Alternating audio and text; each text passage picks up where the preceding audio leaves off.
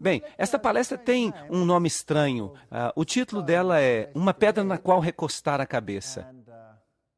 E não é uma rocha, é uma pedra. Mas Pedro tinha um relacionamento com Jesus e Pedro reconhecia que Jesus era a rocha eterna.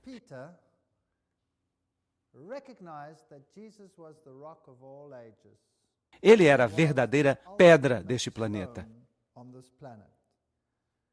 E então nós precisamos reconhecer que necessitamos ter um relacionamento com Jesus Cristo. Agora, esta palestra começa com uma profecia interessante. E nós já falamos um pouco dessa profecia. Embora, é claro, nós não lidamos ainda com o livro de Daniel. De fato, nós lidamos com o livro de Apocalipse. Mas já que o livro de Apocalipse se baseia no livro de Daniel e tira o seu simbolismo do livro de Daniel, nós vamos ficar pulando de um para o outro. Há esta profecia impressionante no livro de Daniel, da qual nós mal falamos ainda. A profecia dos 2.300 dias. Até 2.300 dias... e o santuário será purificado, Daniel 8,14. Agora, a extensão total desta profecia é incrivelmente importante no mundo. Como vocês sabem, o pedaço das 70 semanas dessa profecia já foi, de fato, amaldiçoado pelas sociedades rabínicas, porque ele aponta para o Messias, para Jesus Cristo como o único Salvador. De fato, a profecia começa desde a publicação do decreto para restaurar e reconstruir Jerusalém, e esse decreto foi promulgado quando Assuero o publicou em 1457 a.C. E este decreto dá os períodos de tempo exatos da restauração de Israel. E dá também o período exato da vinda do Messias, do príncipe. E também a semana em que a sua morte seria realizada como sacrifício. Tudo isso está incluído nesta profecia fantástica. E há um pedaço da profecia que é cortado para os judeus, mas a profecia continua por 2.300 dias, e então o santuário seria purificado. Agora, se você pegar o princípio dia-ano, 2.300 anos, então você chega à data de 1844, e nós não podemos fazer sentido desta data, a menos que nós compreendamos os princípios envolvidos. Mas há toda uma palestra que vai vir, que é chamada de 1844, o massacre final. E nós vamos falar mais sobre isso naquela palestra. Então, a purificação do santuário, o que será que isso significa? E o que será que isso tem que ver com o assunto sobre o qual nós estamos falando hoje? Bem, Daniel 8,17 nos diz um pouquinho sobre isso. E ele se aproximou de onde eu estava, e ele veio, e eu estava com medo, e caí sobre o meu rosto. Mas ele me disse, compreenda, filho do homem, pois a visão se refere ao final dos tempos. Então, esta visão que Daniel teve, ela não tinha que ver com o seu próprio tempo. Esta é a parte da profecia que fala das 2.300 tardes e manhãs. Ela não se refere ao tempo de Daniel. Ela se refere ao tempo do fim. Não acerca do fim do tempo, mas do tempo do fim. Então, quando foi que o tempo do fim começou? E o que essa profecia nos diz? Daniel 8,26 fala, e a visão das tardes e manhãs, isto é, a profecia dos 2.300 dias, que lhe foi dada é verdadeira. Portanto, encerra a visão, pois ela se refere a muitos dias.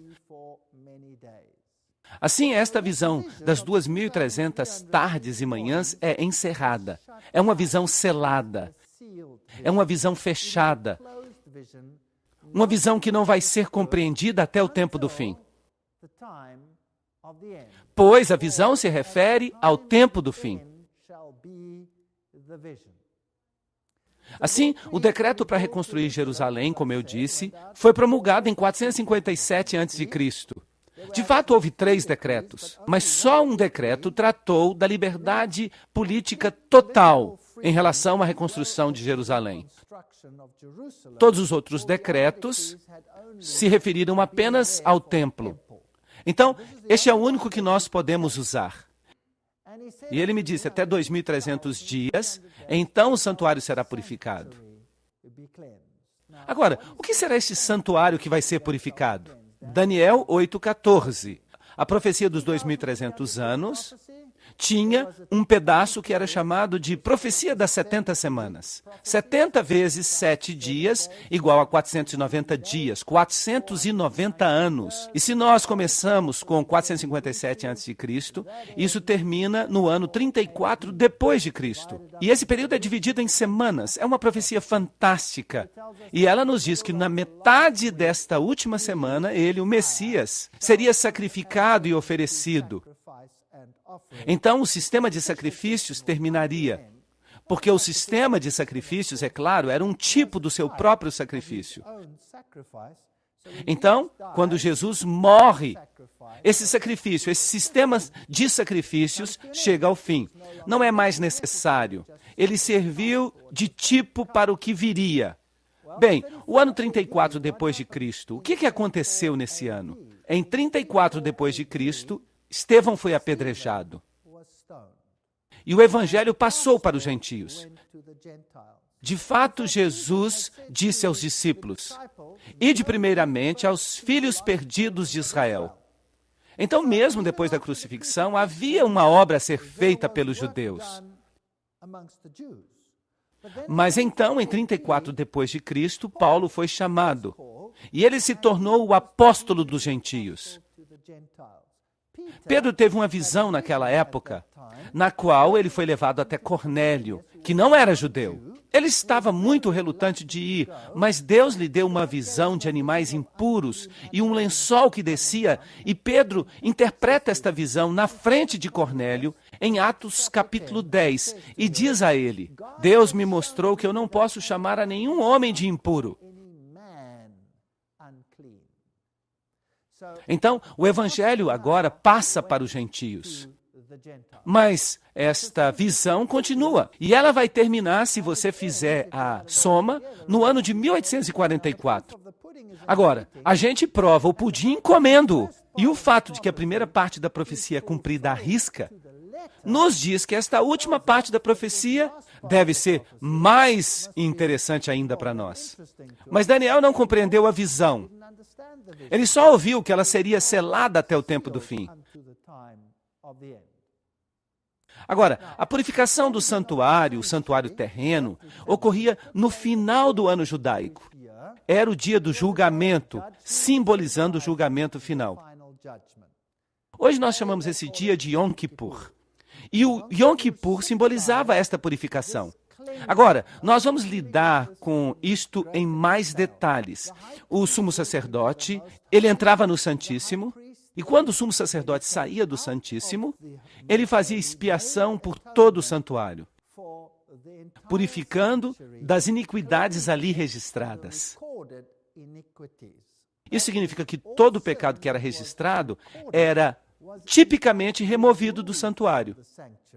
Então, em outras palavras, até o registro do pecado era removido. Isso significa que os redimidos vão comparecer diante de Deus um dia, como se eles jamais tivessem pecado. Não haverá sequer o registro dos seus pecados, pois a redenção em Cristo é completa. Então, desde 1844, se estamos falando da purificação do santuário no seu sentido antitípico, nós estamos vivendo no que a Bíblia chama de a hora do juízo de Deus. E desde 1844, tem havido alguns eventos fortes neste planeta que realmente precisam ser explicados. Agora, quando os selos dessa visão deveriam ser removidos? Em Daniel 12:1 está escrito: e naquele tempo se levantará Miguel. Agora, nós vimos isto na palestra de ontem. O grande príncipe que se levanta em favor dos filhos do teu povo. E haverá um tempo de angústia como nunca houve entre as nações. Então, bem no final dos tempos, haverá um tempo muito angustioso. E naquele mesmo tempo, o teu povo será libertado. Todos os que forem encontrados no livro. Então, algum tempo após este evento, este planeta, como o conhecemos, chegará ao fim. E algo vai tomar o seu lugar. Haverá libertação. E Daniel 12:4. Mas tu, Daniel, encerra as palavras e sela o livro, até o tempo do fim. muitos correrão de um lado para o outro e o conhecimento aumentará. Obviamente, o principal conhecimento aqui é o conhecimento da palavra de Deus. Ele aumentará aqui no tempo do fim para fazer com que todas essas coisas sejam compreendidas. Em outro sentido, o conhecimento, é claro, também aumentará num sentido literal. Daniel 12, 7 a 9. E será por um tempo, tempos e metade de um tempo. Agora, esta frase você vai reconhecer pelas muitas vezes que nós já nos referimos a ela. E quando se acabar a destruição do poder do povo santo, estas coisas todas se cumprirão. Ok, fascinante. Mas o que isso nos diz? Bem, o livro todo de Daniel, o capítulo lida com a batalha entre o bem e o mal. E esta é uma referência ao sistema do anticristo.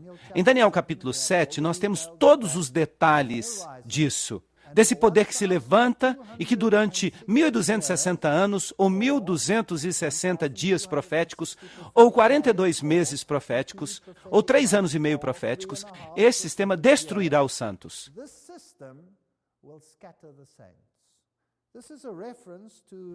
Esta é uma referência ao período em que o sistema romano controlava a esfera religiosa neste planeta e perseguia o povo de Deus e o destruía. Então, depois de um tempo, 2 tempos e metade de um tempo, e quando se acabar a destruição do poder do povo santo, que é exatamente o que o homem do pecado fez, estas coisas todas se cumprirão. Então, quando é este tempo do fim? Quando ele se levanta? Em algum momento depois de 1798, porque este poder atuou de 538 depois de Cristo a 1798, quando Berthier selou o sistema, acabou com ele e disse: este sistema tem que chegar agora a um fim. O poder papal foi assim restringido. E ele disse: vá no seu caminho, Daniel, pois as palavras estão encerradas e seladas até o tempo do fim. Então, o tempo do fim começa depois de 1798. Agora, quando nós falamos sobre o livro de Apocalipse, nós de fato chegamos até este capítulo fantástico, o capítulo 11, no qual alguma coisa se levanta de um abismo sem fim. Vocês se lembram disso? Uma besta se levanta do abismo sem fim. O mesmo período é mencionado em Apocalipse capítulo 11, como o tempo quando o reino das trevas começará a ser manifesto aqui neste planeta.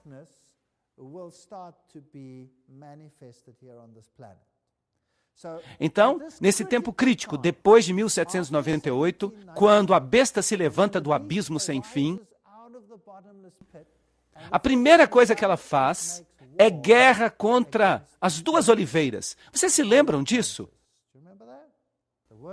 A palavra de Deus. E nós temos 2 palestras inteiras sobre como a palavra de Deus foi atacada e como ela tem sido manipulada por este mesmo poder. Agora, vocês acham que Deus deixaria este mundo sozinho e permitiria que este reino das trevas espalhasse os seus inúmeros erros sem alguém que o contivesse? Vocês acham que ele seria capaz de fazer isso? Porque este reino de trevas vai englobar o mundo inteiro. O reino das trevas vai controlar o mundo inteiro, a Bíblia diz. Todo mundo se maravilhará após a besta. Todos se prostrarão diante dela. Em Apocalipse capítulo 17, a mulher montada na besta tem na sua fronte escrito mistério, Babilônia, a grande prostituta, que faz com que todos os povos bebam da ira do vinho da sua fornicação. Então, siga o seu caminho, Daniel, pois as palavras estão encerradas e seladas até o tempo do fim. Obviamente, o tempo do fim começa depois de um tempo, 2 tempos e metade de um tempo. Então, por volta de 1798, alguma coisa deve acontecer para contra-atacar este sistema. Mateus 24, 21 a 22. Pois então virá a grande tribulação, como nunca houve desde o início deste mundo, e nem nunca haverá. E a menos que esses dias sejam abreviados, nenhuma carne se salvaria. Mas por causa dos eleitos, estes dias serão abreviados. Isso de fato é uma referência aqui em Mateus 24 a esse período de 1260 dias, que vai ser um período de tribulação terrível e que será seguido depois por um tempo de grande angústia. Angústia como nunca terá existido sobre este planeta. Mas este período de tempo é muito importante. Este período de 1260 dias é repetido 7 vezes no livro de Apocalipse como o período de um grande pesadelo. Mas Deus abreviou o tempo das trevas. E como ele fez isso? Vocês se lembram que ele fez para abreviar a idade das trevas? Ele trouxe a reforma. Assim, em vez de as trevas terem controle total por 1260 anos, a reforma abreviou esse período e espalhou a sua luz. Mas este sistema estava determinado a vencer a reforma. E nós vimos como ele tentou fazer isso. Se Deus não tivesse feito sua intervenção, se ele não tivesse trazido a reforma, tudo já teria acabado. Ninguém teria sido salvo, porque então toda a luz deste planeta teria sido extinta. Mas por causa dos eleitos, aqueles dias serão abreviados. W.E.H. Lecky, no livro História da Ascensão do Racionalismo na Europa, diz: a Igreja de Roma derramou mais sangue inocente do que qualquer outra instituição que já existiu. É impossível formar um conceito completo das multidões de suas vítimas. Este é um fato muito triste e teria eliminado todos os vestígios da verdade se Deus não tivesse feito algo. Aqui estão os grandes monumentos dedicados aos reformadores. Muitos morreram na fogueira, mas eles estavam determinados a falar a palavra de Deus e a disponibilizar a palavra de Deus para todas as pessoas. Então, Marcos 13, 24 diz que depois daqueles dias, ou naqueles dias após essa tribulação, este período que é mencionado 7 vezes na Bíblia, neste período após essa tribulação, o sol escurecerá e a lua não dará a sua luz. Haverá sinais celestiais, Marcos 13, 24. Mas para quem serão esses sinais celestiais? Para aqueles que não conhecem a Bíblia ou para aqueles que conhecem a Bíblia? Obviamente, para aqueles que conhecem a Bíblia. Mas foram espalhados, foram perseguidos. A Bíblia diz em Daniel, quando ele, o sistema do anticristo, conseguir espalhar o poder do povo santo,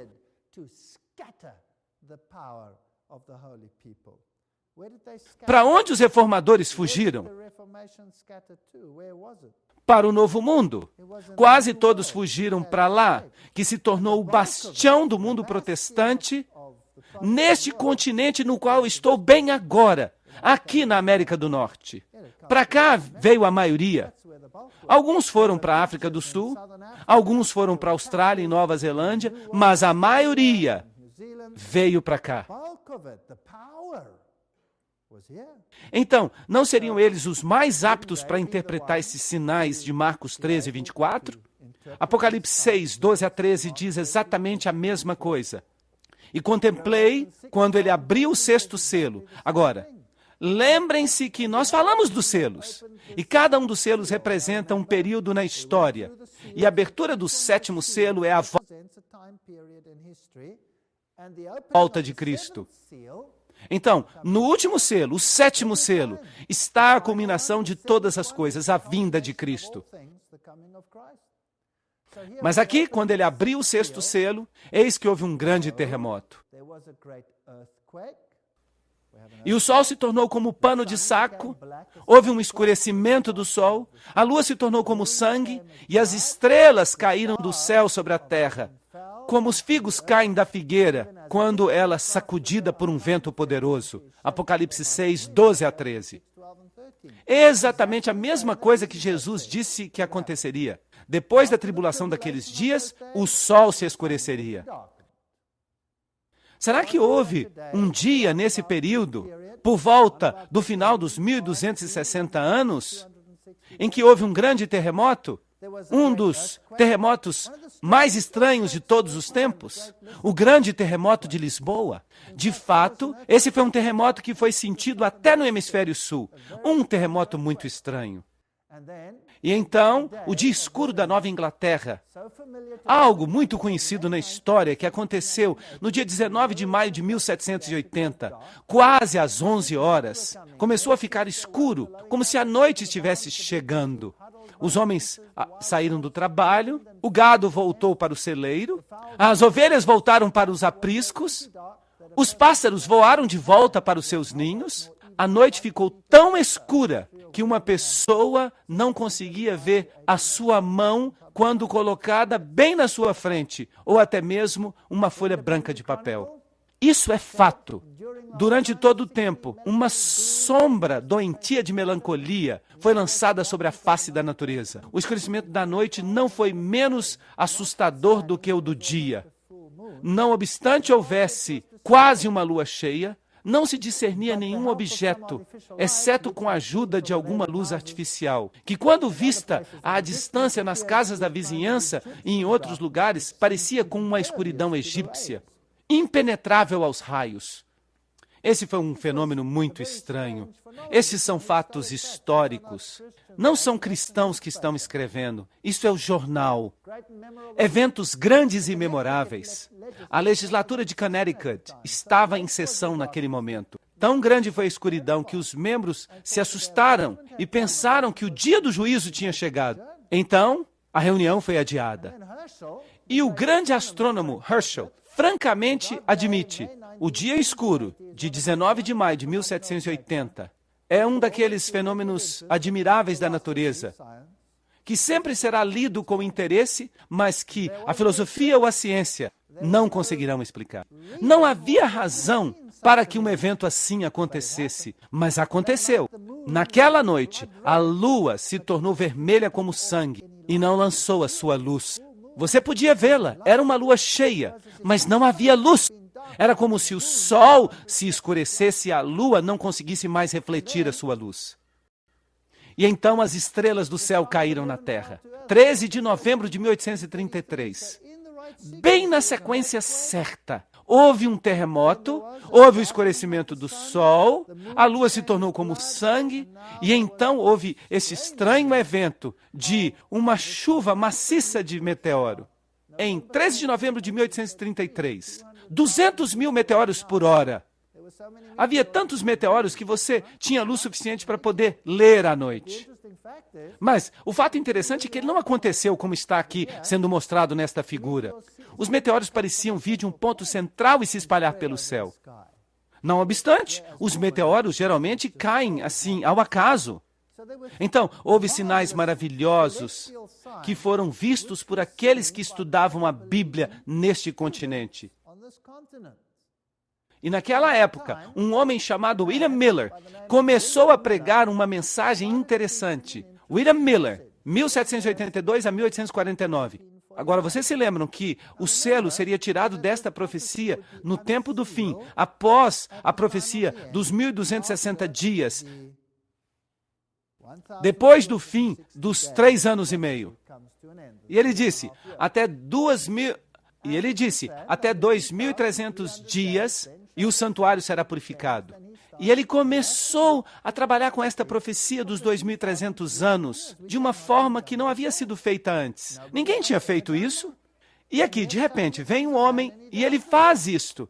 E no livro de Daniel está escrito que isto seria compreendido no tempo do fim. E ele trabalhou com ela. Esta profecia vem até 1844. Então o santuário seria purificado. Mas o que isso significava? E ele ficou ali pensando nisso. Ele não sabia o que significava. Então ele imaginou: talvez a terra vai ser purificada. Então, como isso podia ser interpretado? Quando é que a terra vai ser purificada? Quando Cristo voltar, ele disse. Bem, talvez em 1844 Jesus vai voltar. Mas é claro, há outro verso que diz: ninguém sabe o dia e a hora.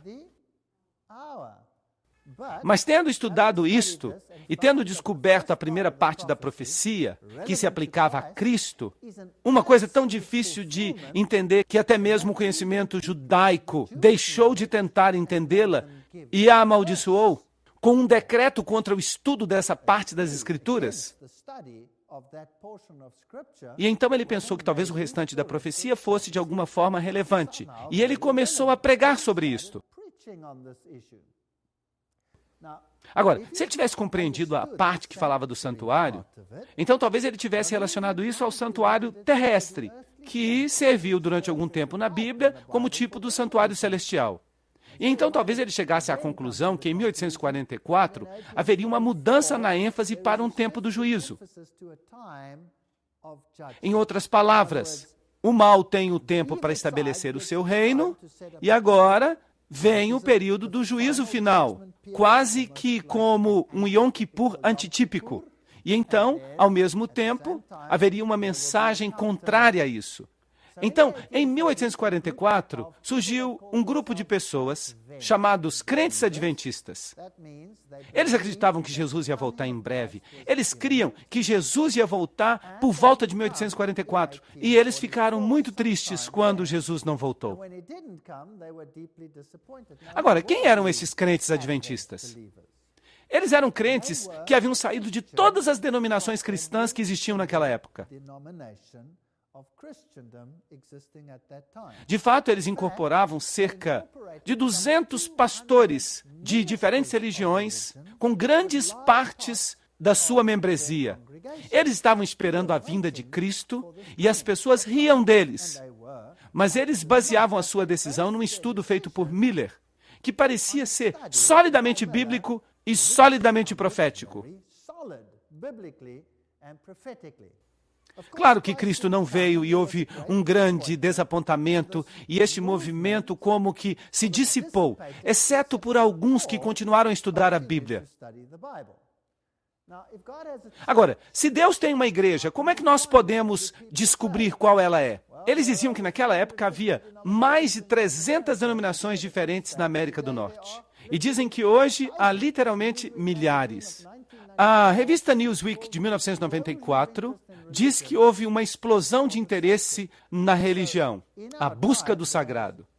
Mesmo na nossa época tem havido uma grande busca pela verdade. De acordo com a revista Time, na seção religiosa, estão surgindo cada vez mais novos grupos religiosos. Por volta de 1990, havia 1.187 religiões e hoje há mais de 2.000. Como saber qual é a verdadeira? Bem, aqui está um livro chamado Conflito Religioso, que é uma correspondência amistosa entre uma sociedade protestante e uma católica. Trata-se de um livro escrito pelo reverendo John Milner. E ele faz uma pergunta interessante. E qual é a pergunta que ele faz? Ela está aqui no livro. Só há uma pergunta. Qual é a igreja verdadeira? Se você responder a esta pergunta, você vai resolver todas as dúvidas do conflito religioso. Agora, essa é uma tarefa bem difícil. Bem, se você tem mais de 2.000 denominações para escolher, essa tarefa fica bem difícil. E você pode até dizer, vamos desistir. É patético. Qual igreja é a verdadeira? Mas se você de fato pensa sobre isso, será que vai ser tão difícil? Qual deveria ser o parâmetro para que o cristão determine se alguém está dizendo a verdade em todos os aspectos? Qual deve ser o padrão? Bíblia. Então, a Bíblia é o padrão. Vamos pegar a Bíblia como padrão. E vamos até a denominação X e vamos fazer umas duas perguntas. O que eles ensinam sobre um assunto? Vamos dizer, batismo. O que vocês ensinam sobre o batismo? Bem, se você vem até eles e eles dizem, nós acreditamos no batismo de crianças. Será que há denominações que creem isso hoje? Sim. E algumas delas vão dizer, nós cremos no batismo por imersão de crianças. E há alguns grupos que fazem isso. Outros vão dizer, nós cremos no batismo por infusão. derramando a água sobre a cabeça. Outros vão dizer, nós cremos no batismo por aspersão. E outros vão dizer, os batistas, por exemplo, nós cremos no batismo por imersão de adultos. Algumas denominações vão dizer, imersão uma só vez. Outras denominações vão dizer, imersão 3 vezes. No nome do Pai, do Filho e do Espírito Santo. E outras variações que existem aí nas diferentes igrejas.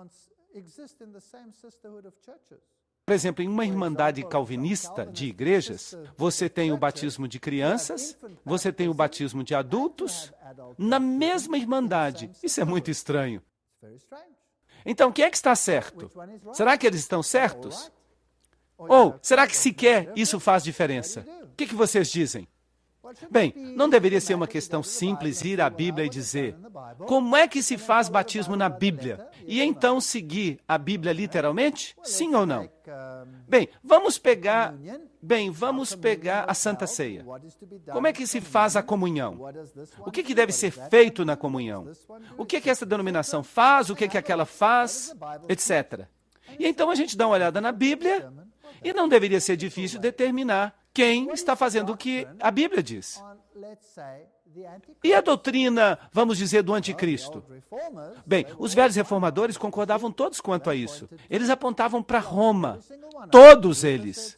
Lutero falou isso, Calvino falou isso, Knox falou isso, Zwinglio falou isso, Hus falou isso. Todos eles disseram isso. Mas hoje as pessoas não falam. Hoje ensinam doutrinas diferentes. Um diz que crê no futurismo, que o anticristo só vai aparecer no futuro distante, quando a igreja já tiver sido arrebatada. Será que há denominações assim hoje? Claro que há. A maioria delas diz isso. Outras dizem, não. O anticristo era do passado. Ele existiu no tempo da Grécia. Ele era um grande rei cujo nome era Antíoco Epifânio IV. Agora, Daniel diz que ele sairia de onde? O 4º reino. Ele não podia ter saído do 3º reino, então. Então há confusão. E fica ainda mais confuso. Às vezes a denominação ensina as duas coisas. A mesma denominação ensina as duas coisas. Isso é muito confuso.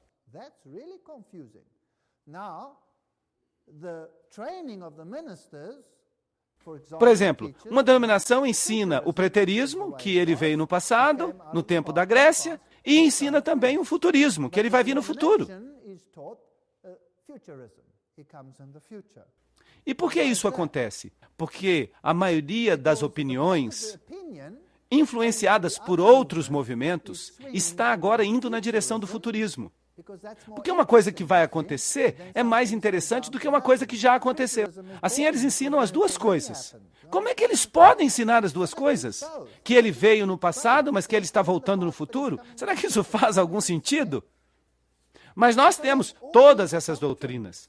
Não deveria ser uma questão simples, apenas ir à Bíblia e perguntar o que a Bíblia diz e então ser fiel à Bíblia. E, eventualmente, alguém vai ter que fazer isso. Vai ter que voltar a harmonizar essas doutrinas com a Bíblia. Sim ou não? Então, qual é a igreja verdadeira? Bem, na minha opinião, é aquela que fica 100% com a Bíblia. De fato, o livro de Apocalipse revela as características desse remanescente.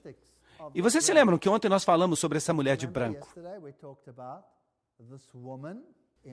E eu comparo a filha de Sião a uma mulher linda e delicada, Jeremias 6:2.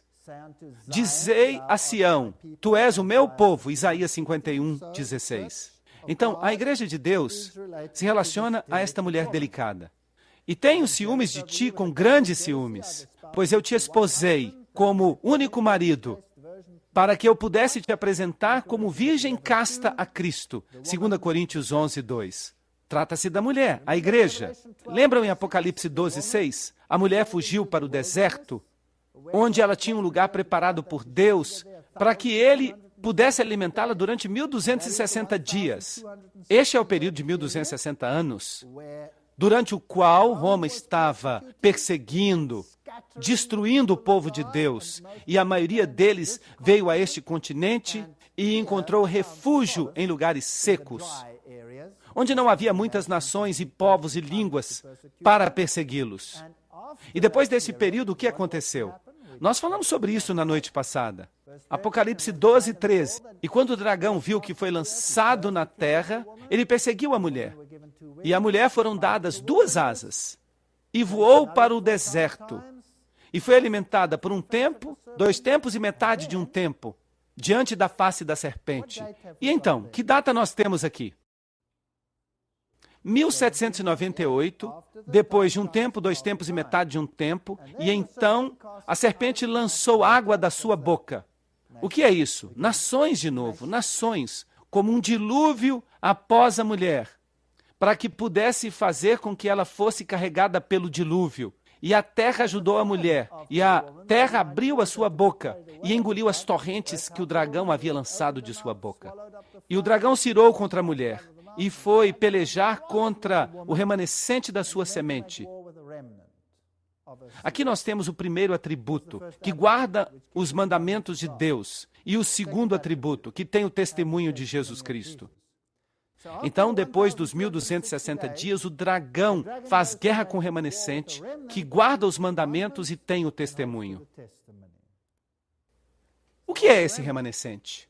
Obviamente, um remanescente é alguma coisa que resta, que parece com o original. Então, se o original era um grupo que acreditava na Bíblia, que acreditava na salvação em Cristo e em Cristo apenas, então o remanescente deve ter a mesma crença. Exceto que ele também tem essa característica importante, que é que ele guarda os mandamentos, que alguns dos anteriores também fizeram. Os valdenses guardaram os mandamentos e foram perseguidos, por exemplo, com respeito à questão do sábado. Assim, a Igreja de Deus se levantaria em algum tempo depois de 1798 numa terra de liberdade política e religiosa. Apocalipse 14, 12. Aqui estão aqueles que guardam os mandamentos de Deus e a fé de Jesus. Notem que não diz a fé em Jesus, mas diz a fé de Jesus, que é muito mais do que a fé em Jesus. Significa ter a mesma confiança e dependência em Jesus que Jesus tinha no Pai. É isso que significa. Significa um relacionamento muito forte com Jesus Cristo. Bem-aventurados são aqueles que guardam os mandamentos, para que possam ter o direito à árvore da vida e possam entrar pelos portões na cidade. Apocalipse 22, 14. Isso implica que os mandamentos vão se tornar um teste nos últimos dias. E isso vai estabelecer uma distinção entre aqueles que seguem a Deus e os que não seguem. Não significa que você vai ser salvo porque guarda os mandamentos. Significa simplesmente que eles estabelecerão uma distinção. Então, bem-aventurados aqueles que guardam os seus mandamentos. Não aqueles que falam dos seus mandamentos, mas que os guardam. Eles poderão entrar. Eles terão direito a entrar. Se me amais, guardareis os meus mandamentos. João 14, 15. Você sabe, João capítulo 14 é um capítulo fantástico. Começa com, não se turbe o vosso coração. E então diz, na casa do meu pai há muitas moradas. Eu vou preparar-vos lugar. E então diz, eu voltarei e vos levarei para onde eu estou. Esta é a bendita esperança, a vinda, o retorno de Jesus Cristo. E então, no mesmo capítulo está escrito, se me amais, guardareis os meus mandamentos. Esses são os 2 atributos que são centrais à fé em Cristo. A obediência mostra que nós o reconhecemos como Rei. E o fato que ele está voltando deve ser a nossa esperança, a bendita esperança, como Paulo chama. Então temos obediência e a espera da vinda de Cristo. Então, as 2 características distintivas da igreja remanescente de Deus são: ela guarda os mandamentos de Deus, isso não faz sentido, isso não é biblicamente correto. E número 2, ela tem o testemunho de Jesus. Nós não sabemos o que é isto, mas o que quer que seja, é isso que ela precisa ter. Então vem a pergunta, o que é o testemunho de Jesus? Bem, vamos perguntar à Bíblia. João está em visão e um anjo vem a ele e diz a ele. E ele cai aos pés do anjo para adorá-lo. E este anjo diz a ele, vê, não faças isso. Sou conservo teu e dos teus irmãos que mantêm o testemunho de Jesus. Você não pode adorar um anjo. Aqui nós temos, tem o testemunho de Jesus. Adora a Deus, pois o testemunho de Jesus é o espírito da profecia. Aí você tem a definição. Ok, o testemunho de Jesus é o espírito da profecia. Mas o que isso significa? Bem, é um conceito tão importante que eu vou dedicar toda uma palestra para falar dele. Nós vamos fazer isso hoje à noite. Apocalipse 19:10. Aí está um atributo que nós temos que discutir com detalhes. Porque a igreja de Deus dos últimos dias guarda os mandamentos e tem o dom da profecia. Quando Jesus subiu ao céu para estabilizar a sua igreja, a Bíblia diz, dei alguns para apóstolos e outros profetas e outros evangelistas e outros pastores e mestres. Efésios 4:11. Era isto que a igreja necessitava no início do seu ministério. E certamente ela vai precisar da mesma coisa no final do seu ministério. Isso não faz sentido? Então, o testemunho de Cristo foi confirmado em vós, para que não tenhais falta de nenhum dom, enquanto aguardais a vinda do nosso Senhor Jesus Cristo. 1 Coríntios 1:6-7. Todos os dons precisam estar aí. Assim, a Bíblia prediz que o dom de profecia seria restaurado à igreja de Deus nos últimos dias. Certamente o Senhor Deus não fará nada sem primeiramente revelar os seus segredos aos seus servos, os profetas. Amós 3:7. Então, o que deve ser restaurado no tempo do fim? A plenitude do Evangelho. Certamente deve haver alguém que toma a Bíblia e diz, a nossa vida deve ser governada pelo que ela diz, pelo que a palavra de Deus fala e por nada mais. Assim, se Wycliffe descobriu a autoridade da Bíblia e Hus descobriu a obediência a Deus e Lutero descobriu a salvação pela graça e Calvino descobriu a liberdade da consciência e Williams descobriu o batismo por imersão, e todas essas coisas são bíblicas, e Wesley descobriu a soberania de Cristo, então Miller descobriu de novo a esperança da segunda vinda, que é a esperança da igreja. E Miller também descobriu a profecia como um importante guia. Será que a profecia pode me salvar? Sim ou não? Não! Eu posso saber tudo sobre a profecia, e isso pode não representar nada para a minha salvação. Mas o que é que a profecia pode fazer? Ela pode me mostrar onde eu estou na corrente do tempo. E a profecia pode me mostrar que eu posso confiar na Bíblia.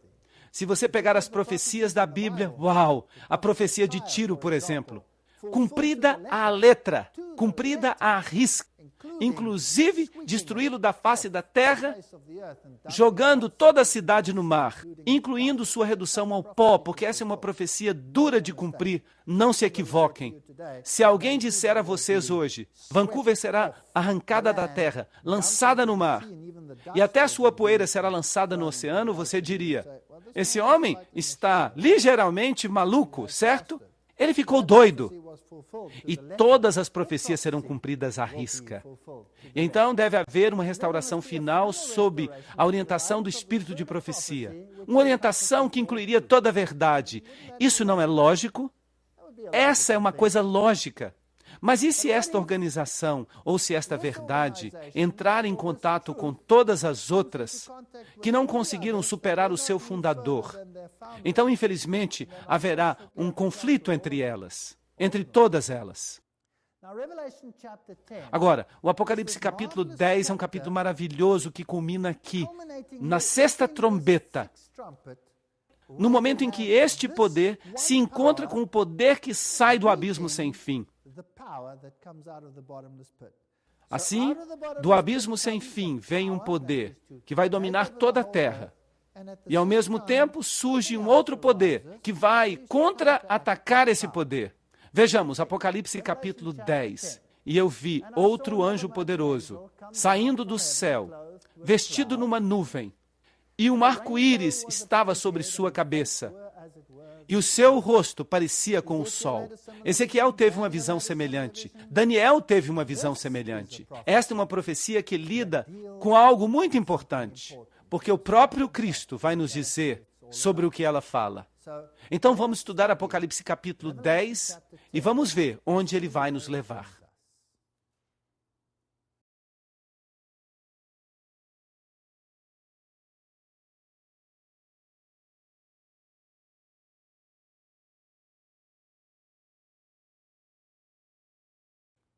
Em Apocalipse capítulo 10, como nós já vimos, este anjo poderoso com o arco-íris sobre a cabeça, o rosto como o sol, os pés como pilares de fogo, ele tinha nas mãos um livrinho aberto.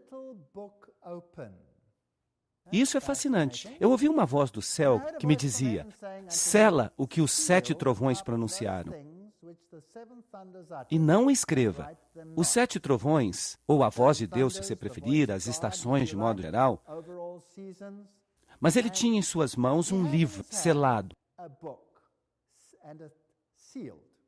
Interessante. Onde na Bíblia nós lemos sobre um livro selado?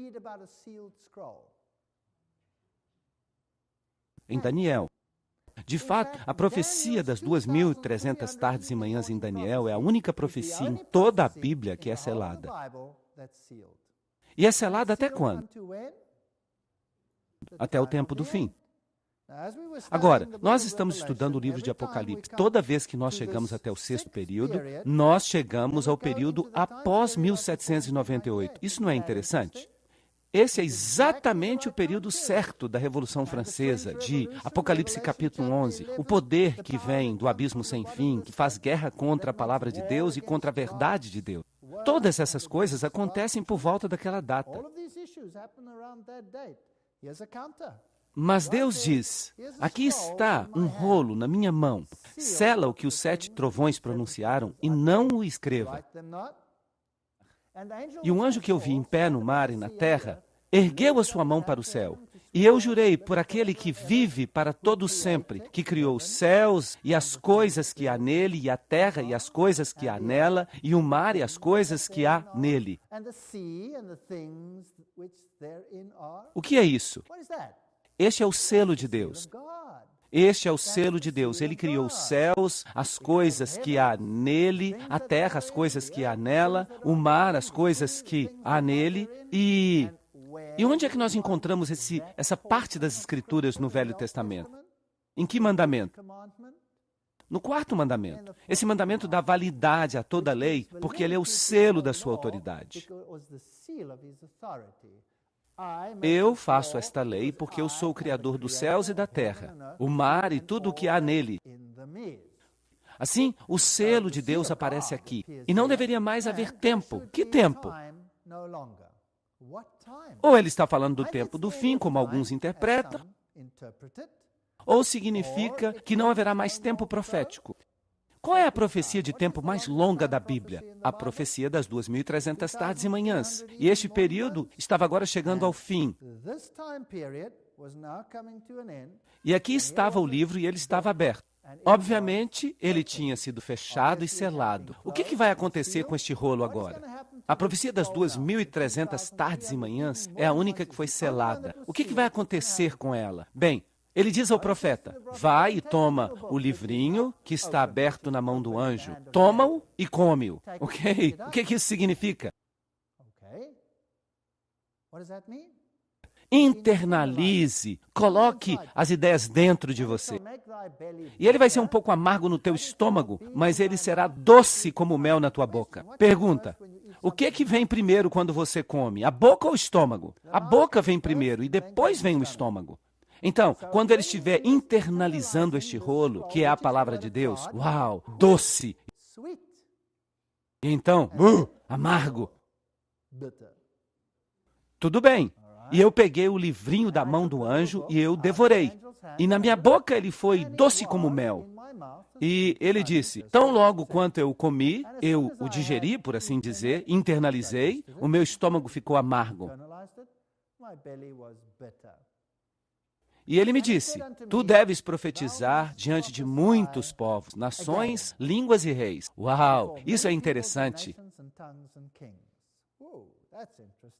Então, esta nova comissão aqui é uma comissão mundial. Muitos povos, nações, línguas e reis.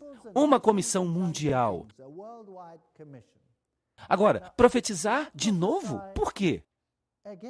Será possível que, uma vez que você comeu este livro, uma vez que você internalizou a profecia, você pode então pensar, uau, esta notícia é uma doce notícia.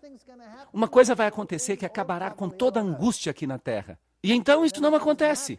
E você descobre que você tem que se arrastar, você tem que passar por tudo de novo. Isso é interessante. E então há muitos povos e nações e línguas e reis.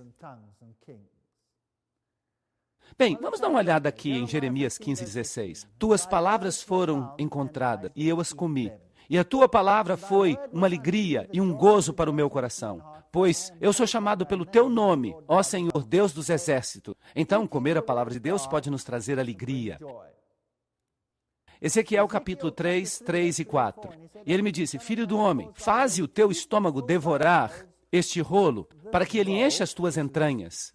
Bem, eu não estou falando aqui de um biscoitinho. Este é um rolo, um livro que eu te dei. Então eu comi e ele foi na minha boca tão doce quanto o mel. E ele me disse, filho do homem, vai até a casa de Israel e fala as minhas palavras àquela casa. Será que agora alguém compreende o que significa comer a palavra de Deus? Significa internizá-la, compreendê-la e então sair para pregá-la. Agora, Ezequiel recebeu a comissão de ir e pregar a Israel apenas. Esta comissão anterior era para pregar a quem? A todas as nações, povos, línguas e tribos. Essa era a comissão anterior. Aqui, então, nós temos uma comissão interna, um rolo que deve ser compreendido, que deve ser pregado.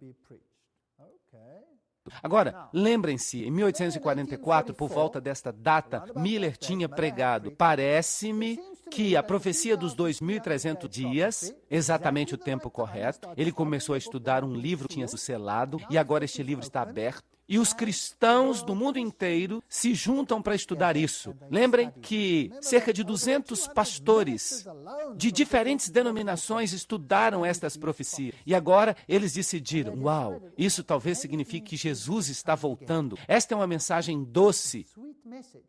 Talvez nós nunca mais tenhamos que nos preocupar com nada. E eles se prepararam para a volta do Senhor, mas ele não veio. E então, ele se tornou amargo no seu estômago. E muitos deles ficaram desapontados. Somente um núcleo permaneceu e disse, alguma coisa está errada. Nós devemos ter compreendido alguma coisa de forma errada. Nós passamos por alto alguma coisa.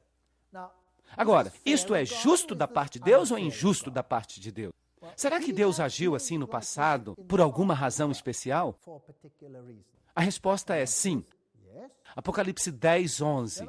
Tu precisas profetizar de novo diante de muitos povos, nações, línguas e reis. Vocês se recordam quando os judeus crucificaram a Jesus? Como é que os apóstolos e os seguidores de Cristo ficaram? Eles ficaram desanimados, destruídos. Por quê? Porque eles acreditavam que Jesus nunca seria crucificado. Nunca seria crucificado. Eles acreditavam que ele anunciaria a si mesmo como Messias e que o reino seria inaugurado. Esta era uma mensagem doce, mas em que ela virou? Amargura e dor. E aqui nós temos dois homens a caminho de Emaús, arrastando os pés. Eles estavam tão desanimados, eles se sentiam tão miseráveis. Por quê? Porque a sua doce expectativa tinha virado amargura. E então, um terceiro lhes apareceu e disse, deixa-me explicar para vocês as Escrituras. Deixa-me explicar para vocês as Escrituras. E ele começou onde? Desde o começo. Ele explicou todas as profecias que apontavam para ele. Isso não é maravilhoso? E o que aconteceu depois que, de repente, eles tiveram um clique? O que aconteceu? Uau! Ali estava ele. Ele veio para o seu lar. Ele partiu o pão e eles o reconheceram.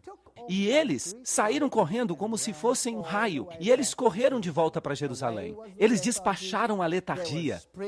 É como se tivesse uma mola que os compelisse. E eles correram de volta e levaram essa tremenda mensagem. Isso não está correto? E de repente as escrituras foram abertas a eles. E eles compreenderam as profecias que falavam de Jesus Cristo. E a verdade se cristalizou em seu coração. E eles saíram com poder. Foi isso que aconteceu. Mas por que houve esta grande tribulação? Por que esta grande amargura foi permitida? Porque havia muitos que estavam seguindo a Jesus Cristo por interesses próprios. Eles queriam entrar neste novo reino, é isso. Mas eles não queriam abrir mão do próprio eu, de jeito nenhum. Eles não queriam ser ridicularizados, de jeito nenhum. Nem mesmo Pedro suportava o ridículo. O ridículo daquela mulher que disse, você é um deles. Não, eu não. Lembram-se disso? Lembram-se disso? Ele não podia suportar o ridículo. Então, o que sobrou foi um núcleo que disse, certamente nós não nos enganamos. Certamente este era o Filho de Deus. Nós perdemos alguma coisa em algum lugar. Somente aqueles que eram sérios permaneceram. Bem, quando nós falamos sobre as 7 igrejas, nós chegamos até a igreja de Laodiceia. E antes dela havia Filadélfia. E está escrito, vocês eram poucos em número. Lembram-se disso? Poucos em número. Mas eles estavam cheios de amor. E por isso eles não receberam repreensão. Este é o pequeno remanescente que permaneceu, que tinha sido purificado por este grande desapontamento. Então, em 1844, em 2.300 dias, o santuário seria purificado. Uau! Eles descobriram algo. Descobriram a tremenda mensagem do santuário, que é a maior mensagem de todos os tempos, o Evangelho no Velho Testamento, explicando o ministério de Cristo de A a Z. Ele é a porta, ele é o sacrifício, ele é aquele que te lava a pia, ele é aquele que ilumina o mundo, o menorá. Ele é o pão da presença, ele é o incenso, ele é o sumo sacerdote. Sim, ele é o sumo sacerdote. Nós temos um sumo sacerdote. Todas estas coisas maravilhosas, de repente, foram compreendidas. Agora, se aquele santuário terreno era purificado, então o santuário celestial também deve ser. Isso significa que em 1844 não significava que Cristo estava voltando. Significava que nós estamos vivendo no tempo do juízo. As pessoas precisam tomar uma decisão. Uma mensagem de juízo e arrependimento deve ser pregada ao mundo, a toda a nação, tribo e língua. Vejam que o santuário é uma mini representação do plano da salvação. Uma linda mensagem.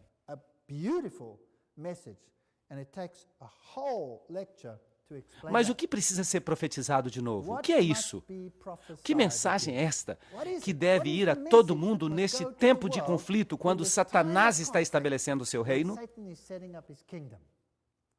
Bem, leiamos um pouco mais, porque o texto explica a controvérsia à medida que ela cresce. Apocalipse capítulo 11, este reino de trevas que está sendo estabelecido. Apocalipse capítulo 12, a luta de titãs, Cristo e seu povo de um lado e Satanás e a sua gente do outro. No capítulo seguinte, o 13, os detalhes, as minúcias do ataque final, a besta saindo do mar, o velho sistema de igreja e Estado trabalhando juntos, a besta que sai da terra, o novo sistema de igreja e Estado trabalhando juntos contra o povo de Deus, a implementação da marca da besta, todas essas grandes questões. E o que deve ser pregado para conter isso?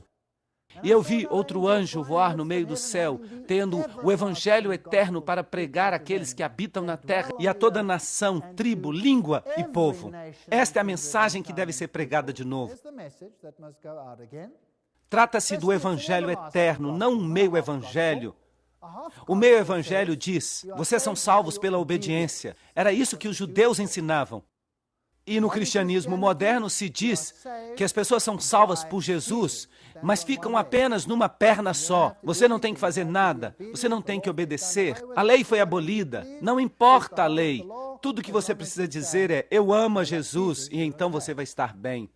Mas o evangelho eterno exige obediência e aceitação de Cristo. Aceitação de que sem Cristo nada somos. O evangelho eterno tem os dois componentes. Somos salvos pelo sangue do Cordeiro. E como consequência, se o amamos, guardamos os mandamentos. Isso faz sentido. Temei a Deus e dai-lhe glória, pois vinda é a hora do seu juízo. Aí está, o Yom Kippur. Adorai aquele que fez os céus, a terra, o mar e as fontes das águas. Então, enquanto uma mensagem é pregada ao mundo, adorai o Deus da evolução, adorai aquele que saiu da cova grudenta.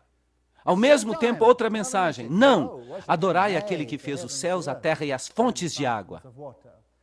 Então, as três mensagens angélicas são dadas ao mundo.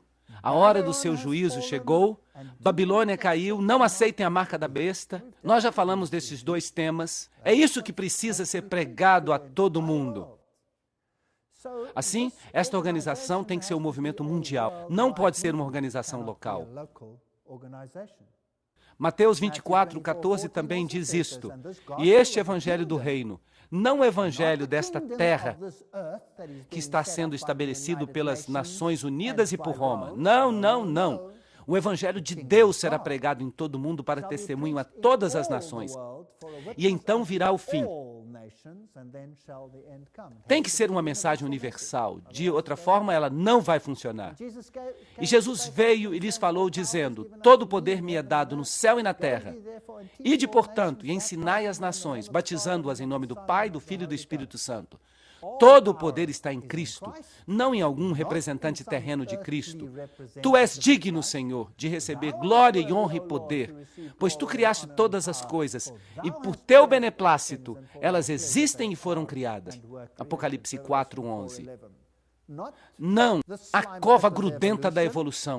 Jesus Cristo é que tem que receber a honra de ser o Criador deste universo. Aqui está a paciência dos santos. Aqui estão aqueles que guardam os mandamentos de Deus e a fé de Jesus. Apocalipse 14:12. Se você guarda o sábado, o que você está dizendo ao mundo? Eu creio que Deus criou o mundo em 6 dias. Pois em 6 dias o Senhor fez os céus, a terra, o mar e tudo que está neles. Portanto, o Senhor ordenou que guardássemos o santo dia de sábado. Percebem? Aí está. Simplesmente por guardar o sábado, eu fico na garganta da filosofia mundial. Na garganta. Tu, Daniel, sela as palavras, sela o livro, até o tempo do fim. Muitos correrão de um lado para outro, tentando compreender as profecias, mas o conhecimento aumentará. Ela será compreendida no tempo do fim. Esta dádiva de Deus virá à frente mais uma vez. Então, no mesmo período de tempo em que Deus levanta este contramovimento para encarar o mundo, você tem a maçonaria chegando ao mundo, removendo Jesus Cristo. Você tem o espiritismo ensinando que não há morte, que a vida continua para sempre. Você tem a teosofia que ensina que Lúcifer é o verdadeiro Filho de Deus. Você tem todos os tipos de profetas falsos, dos quais nós já falamos. Você tem Joseph Smith, você tem Blavatsky, você tem Alice Bailey. E eles escreveram toneladas de livros que são a literatura das grandes instituições deste mundo. As Nações Unidas reconhecem esta literatura como a fonte de seus recursos. O movimento mórmon, as testemunhas de Jeová, todos esses movimentos. O sacerdócio no movimento mórmon é removido de Cristo e é dado ao homem. A ordem de Melquisedeque, as testemunhas de Jeová removem a Jesus Cristo. O movimento da ciência cristã diz, nós somos deuses e somos eternos. Todos esses movimentos surgem no mesmo período de tempo. E aqui está outro pequeno movimento que deve contra-atacá-los. A mensagem de Deus é uma mensagem de separação. Apocalipse 18:4. Saí dela, povo meu, para que não sejais partícipes de seus pecados e para que não recebais as pragas. Portanto, saí de seu meio, sede separados, diz o Senhor, e não tocais nada impuro, e eu vos receberei, segundo aos Coríntios 6:17. Qual que é a mensagem do reino terreno? Inclusão, aproximação. E aqueles que adotarem a separação, mais cedo ou mais tarde serão expostos. É isso que diz Alice Bailey. E o que Robert Schuller diz? o antigo secretário-geral das Nações Unidas. Se você não se unir a nós, você tem o espírito de separação e mais cedo ou mais tarde você vai se arrepender disso. Não foi ele que disse isso? Nós temos aqui um conflito de ideais. O que significa ser ecumênico? A palavra ecumênico é derivada da palavra grega oikumene, que pode ser traduzida como todo mundo habitado. E eles dizem que quando se vê o mundo como sendo de Deus, e as pessoas como sendo a imagem de Deus, essas pessoas então estão sendo chamadas para proteger o bem-estar de todos. Aqui está o problema. Oikumene significa que todos ficam juntos.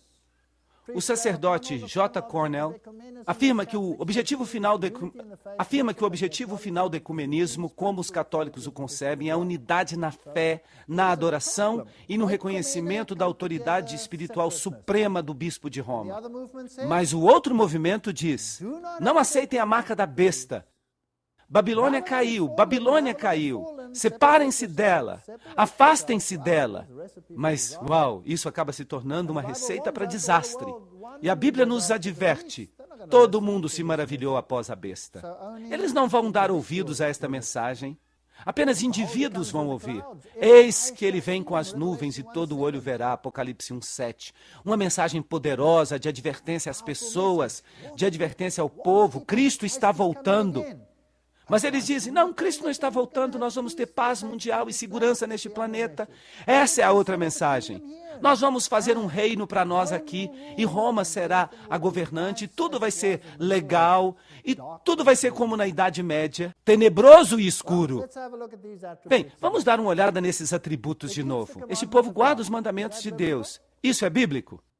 Ok, tem o testemunho, que é o espírito de profecia, que ainda nós não definimos totalmente, mas nós aceitamos que deve ser assim porque a Bíblia diz assim. E tem a fé de Jesus. Você tem que ter a fé que Jesus está voltando em breve.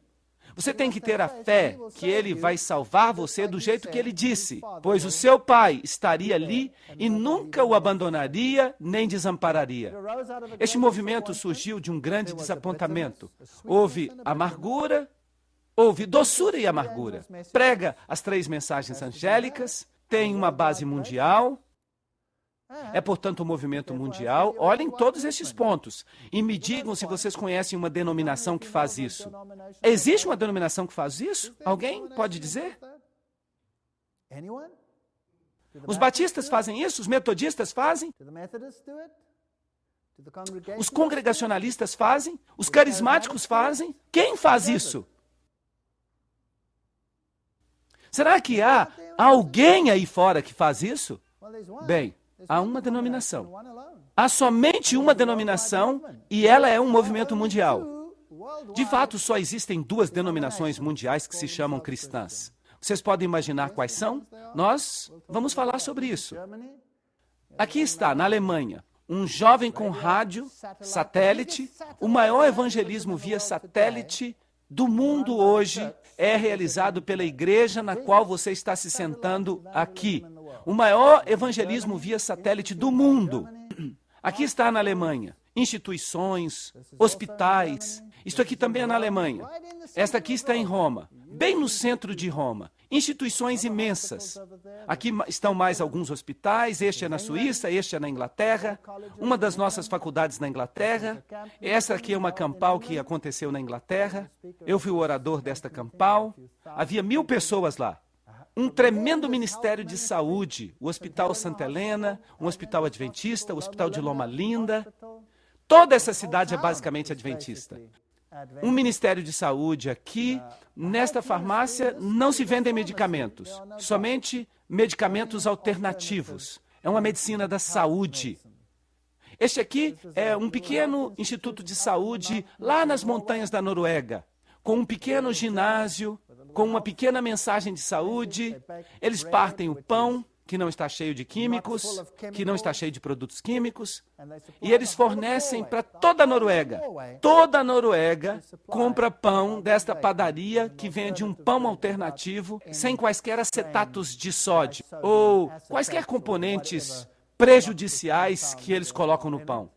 Uma publicadora, uma escola, uma fazenda orgânica, uma fazenda saudável. que leva as pessoas de volta a um estilo de vida saudável. Cristo sempre lidou com as necessidades físicas, bem como com as necessidades espirituais. E é por isso que este povo também se preocupa com as necessidades físicas e com as necessidades espirituais. Eles se preocupam com o solo para que a vida volte por meio das plantas.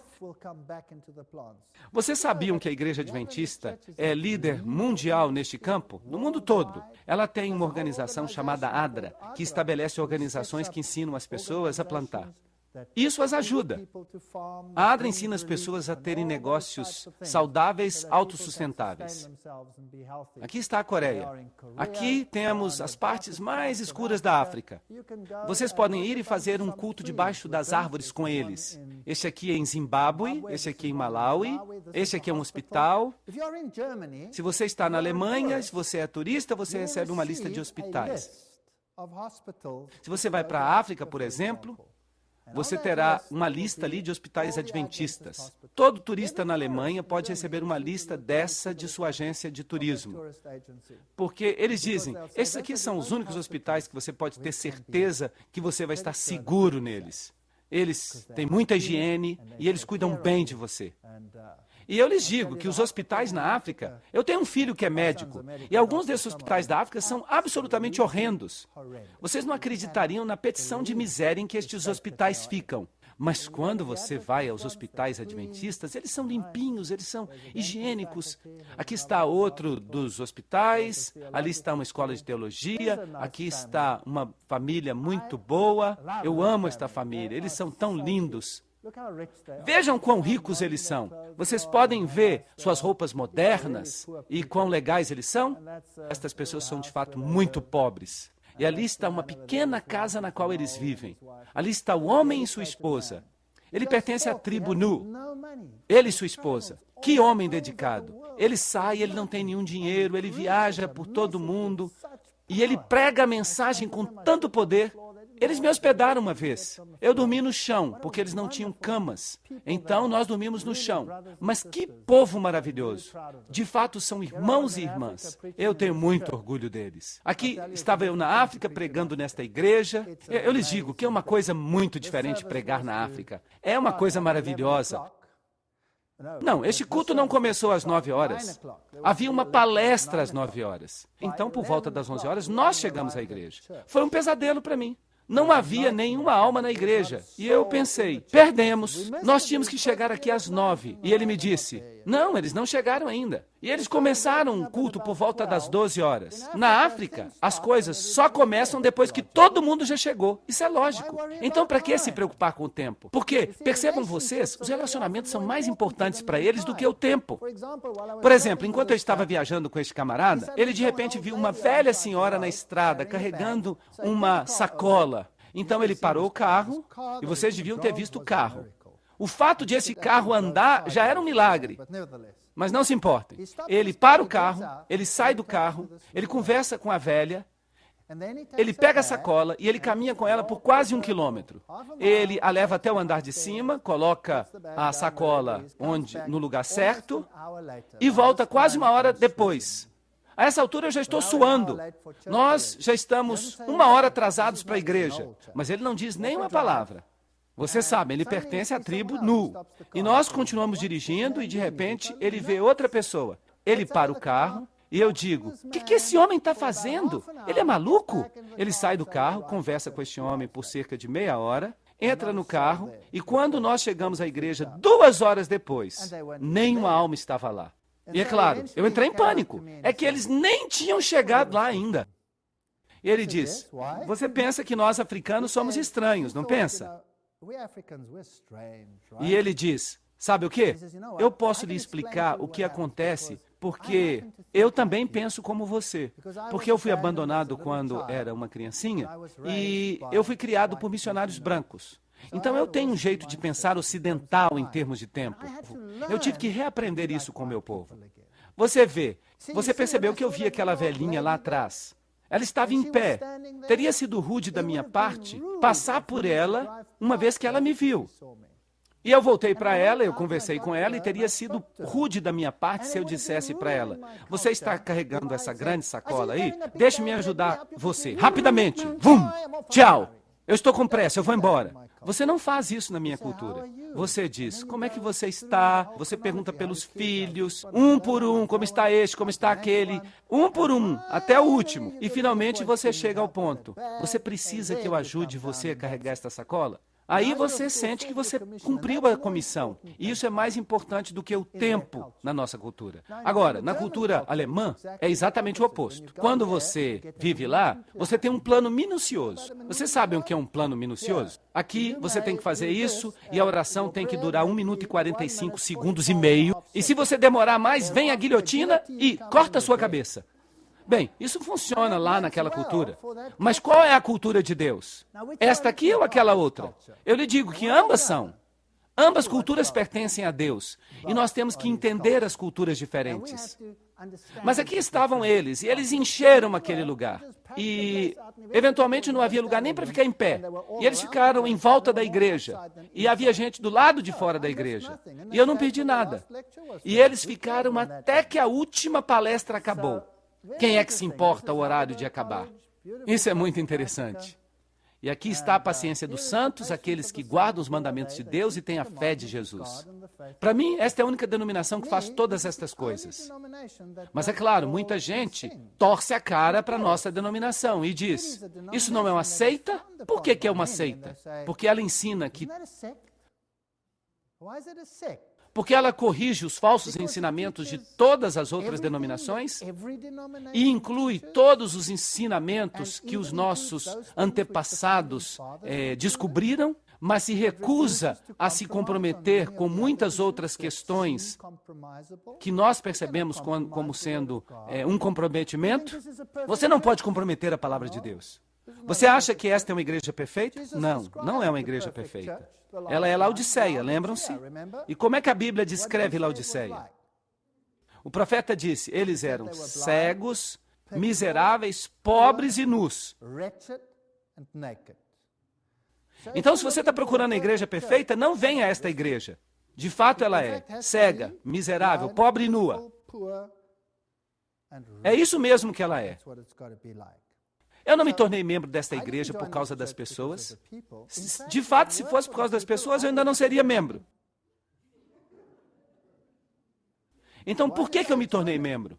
Por causa da verdade que ela ensina. Toda a doutrina que ela tem é bíblica. Há pessoas na igreja que brigam sobre doutrinas? Sim. Mas elas estão aí, estabelecidas. Elas são bíblicas. E, desde que elas sejam doutrinas bíblicas, tudo bem para mim. E eu tenho outras ovelhas que não são do meu aprisco. Eu também devo trazê-las. E elas ouvirão a minha voz. E todas serão um único aprisco e um único pastor. João 10:16. Não 20 apriscos, não 100 apriscos, não 1000 apriscos, não 2000. Um aprisco, um pastor, Jesus Cristo. O mundo está se unindo sob um pastor, o Papa de Roma. Eu não tenho problema se eles querem fazer isso. Mas a minha Bíblia diz que só há um Senhor, um Rei, e esse é Jesus Cristo. E eu o seguirei onde quer que ele vá. E a Bíblia também diz que Laodiceia é a última igreja desta terra que representa Deus. Então, ocorrerá a vinda de Cristo. Estas são questões sérias. Esta igreja vive de acordo com os critérios bíblicos. Ela surgiu no momento certo. Ela prega exatamente a mensagem que deveria ser pregada ao mundo inteiro. Sim. Mas lembrem-se uma coisa.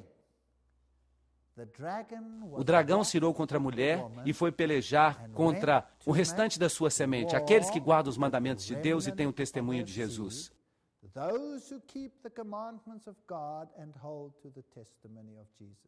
Se você quer pregar paz e quietude, não venha para esta igreja. Porque a ira do dragão que nós experimentamos aqui. Uma vez eu comecei um sermão perguntando: como é que vocês estão nesta manhã? E eles responderam: ótimos! Então há alguma coisa errada com a sua religião. Porque neste mundo vocês terão tribulação, vocês terão problemas, mas tenham bom ânimo. Eu venci o mundo, diz Jesus. Então não esperem uma igreja perfeita, esperem a verdade. E onde há verdade, há também as pessoas que amam a verdade.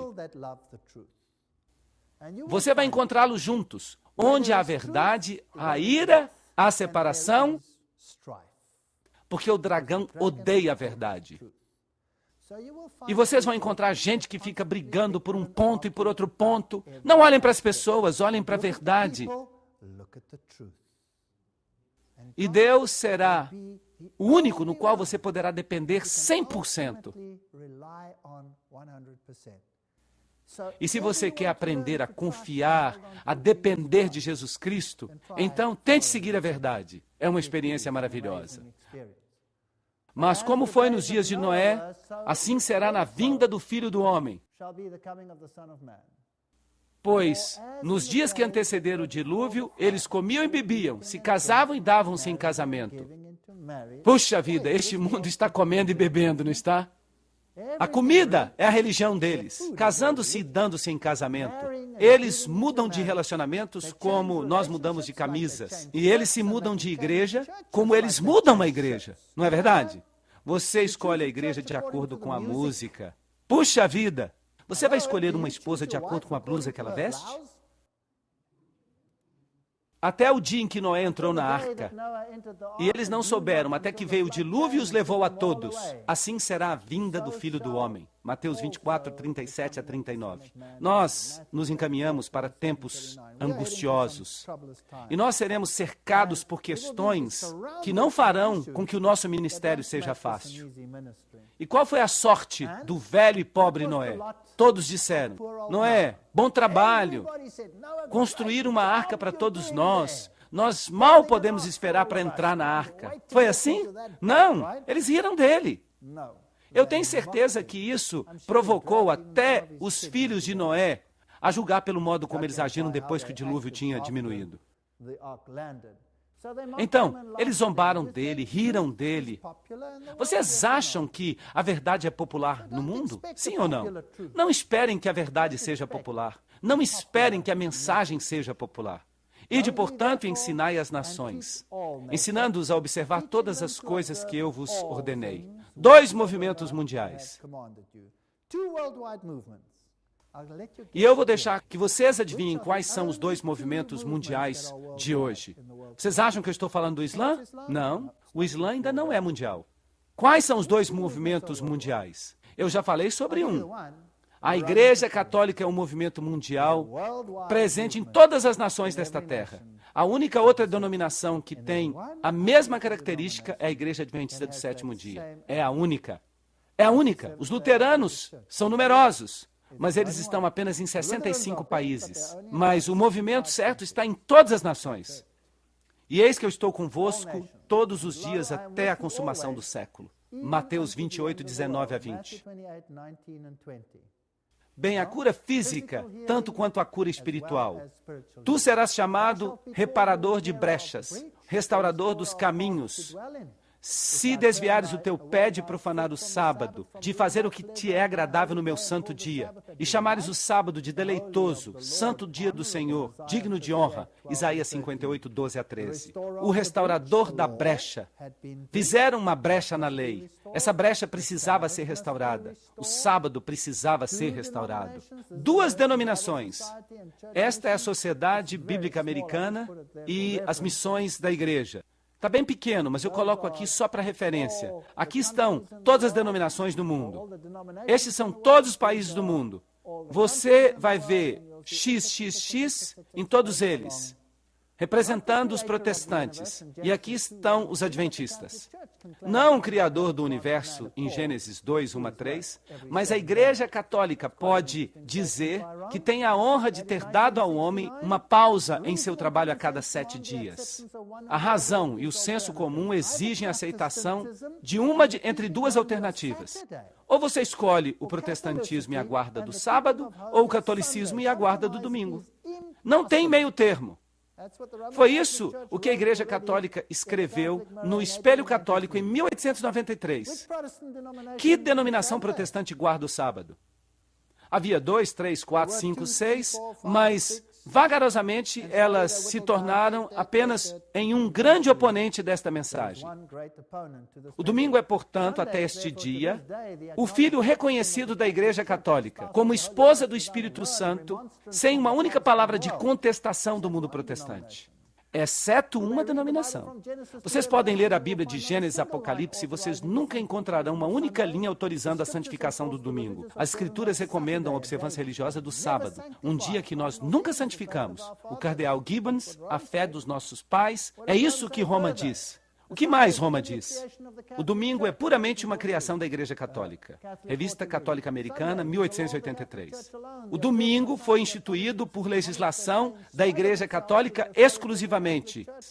A observância do domingo pelos protestantes é uma homenagem que eles prestam, sem o saberem, à autoridade da Igreja Católica. Mas os protestantes dizem: como é que eu posso receber os ensinamentos de uma igreja apóstata? Como, nós perguntamos, vocês conseguiram receber os seus ensinamentos a vida toda em oposição direta àquela que nós reconhecemos como ensinadora, a Bíblia, nesta questão do sábado? Os católicos vão direto ao ponto nesta questão. Eles dizem no Espelho Católico: aqueles que seguem a Bíblia como seu guia, os israelitas e os adventistas do sétimo dia, têm o peso completo da evidência a seu favor. Enquanto isso, os protestantes não têm uma única palavra em sua defesa para a substituição do sábado pelo domingo. Roma está zombando do mundo protestante. E então, eles dizem: os adventistas são o único corpo de cristãos com a Bíblia como sua ensinadora e que não encontram nenhum incentivo em suas páginas para a mudança do dia, do sétimo para o primeiro. É por isso que se chamam adventistas do sétimo dia. Roma sabe por que nós somos chamados adventistas do sétimo dia. Será que o mundo também não deveria saber?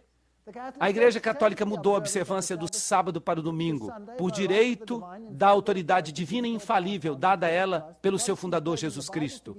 Os protestantes, que alegam que a Bíblia deve ser sua única norma de fé, não têm o direito de observar o domingo. Nesta questão, os adventistas do sétimo dia são a única denominação protestante consistente.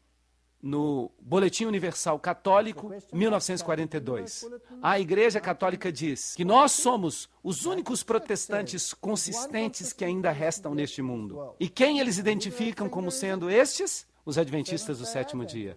Agora, imaginem isso. A repreensão cai sobre quem? Roma é repreendida porque eles mudaram a lei de Deus. E os protestantes são repreendidos porque eles seguiram Roma.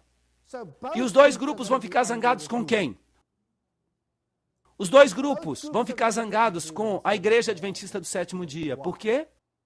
Porque a Igreja Adventista do sétimo dia, como o próprio nome indica, é uma repreensão para eles. Eles acham o seu nome irritante, sétimo dia. Nós guardamos a lei de Deus, nós tentamos, nós tropeçamos, caímos, levantamos pela graça de Deus, mas nós dizemos: esta é a verdade. E nós tentamos viver a verdade pela graça de Deus. Nós estamos dizendo que somos perfeitos? Número 2. Nós, adventistas, aguardamos a bendita esperança. Não estamos interessados em um reino mundano. E é por isso que todos nos odeiam. E eles nos chamam de seita. Bem, eles também chamaram a igreja de Paulo de seita. O que é uma seita? Eu pergunto, o que é uma seita? Uma seita é alguém que tem um ensinamento fora da Bíblia. É um ensinamento fora da Bíblia no mundo. A Igreja Católica Romana é a maior seita deste planeta todo. Mas a Igreja Adventista do sétimo dia, conforme as suas doutrinas fundamentais anunciam, nós, adventistas, não temos outro credo a não ser a Bíblia, nenhum outro credo. Aqui está o sentinela da Igreja Católica de Santa Catarina, 1995. E o que o cardeal escreve? As pessoas que acham que as Escrituras deveriam ser a única autoridade, deveriam, logicamente, se tornar adventistas do sétimo dia e guardar o sábado. A Igreja Católica sabe o que a nossa igreja é, mas eles dizem: nós não vamos obedecê-la, e é melhor que vocês obedeçam a nós. O Papa lançou uma cruzada em defesa do domingo. Ele queria garantir que ninguém trabalhasse no domingo e que o domingo fosse celebrado como o dia do Senhor. E a Igreja Adventista do Sétimo Dia disse: lamentamos, mas nós não podemos participar. A Bíblia diz outra coisa e vocês sabem. Então, não é de se admirar que em 1999, numa reunião entre denominações, em que todas as religiões compareceram, eles condenaram os cristãos fundamentalistas que abusam do discurso e cujos esforços para converter outros incitam ao ódio e à violência. Este não é um esforço para converter ninguém. Isso é estabelecer a verdade no mundo. O que você faz com isso é problema seu. Você tem a liberdade de escolha. Este é o maior dom que Deus lhe deu. Esta é a verdade. Eu já falei para vocês para se converterem em alguma coisa aqui? Não. Eu simplesmente digo a vocês o que a Bíblia fala. Isso é o que eles dizem e isto é o que a Bíblia diz. A escolha é de vocês, isso é tudo. E todos que estavam presentes concordaram em 2 pontos. Que o Papa João Paulo II deveria ser considerado, por consenso, como o guia espiritual principal do nosso planeta e seu supervisor. E, em segundo lugar, que os fundamentalistas religiosos que se recusam a participar do movimento ecumênico global deveriam ser silenciados. Eles deveriam ser denunciados como extremistas perigosos, cheios de ódio. Eu não posso impedi-los de fazer isso. Eu não posso impedi-los de fazer isso, mas Jesus disse: ide a todo mundo e pregai a verdade, não meia verdade, não uma mentira. A parede de separação entre a igreja e o Estado, que foi erigida pelos humanistas seculares, Deus o proíba, e outros inimigos, Deus o proíba ainda mais, da liberdade religiosa, tem que ruir. Aqueles que se opõem a nossas opiniões são os novos fascistas. Keith Tournier, na revista Time, de 1995. Então, a gente vê que a igreja está disposta a perseguir. Mas em vão eles me adoram, ensinando doutrinas e mandamentos de homens. Mateus 15, 9. Se me amais, guardareis os meus mandamentos. João 14, 15. Esta é a mensagem, simplesmente isso. O suprassumo da mensagem. Você tem que escolher Jesus Cristo ou escolher o mundo. A escolha é sua. E o Espírito e a noiva dizem, vem. E que aquele que escuta diga, vem. E aquele que tem sede, venha. E quem quer que seja, que ele beba livremente da água da vida. Apocalipse 22, 17. Esta é a sua escolha. Liberdade de escolha. Que ponto maravilhoso. Escolher o mundo ou escolher a Jesus Cristo? Escolher a obediência ao mundo ou escolher a obediência a Jesus Cristo? Essa é a sua escolha. Jesus vai voltar em breve.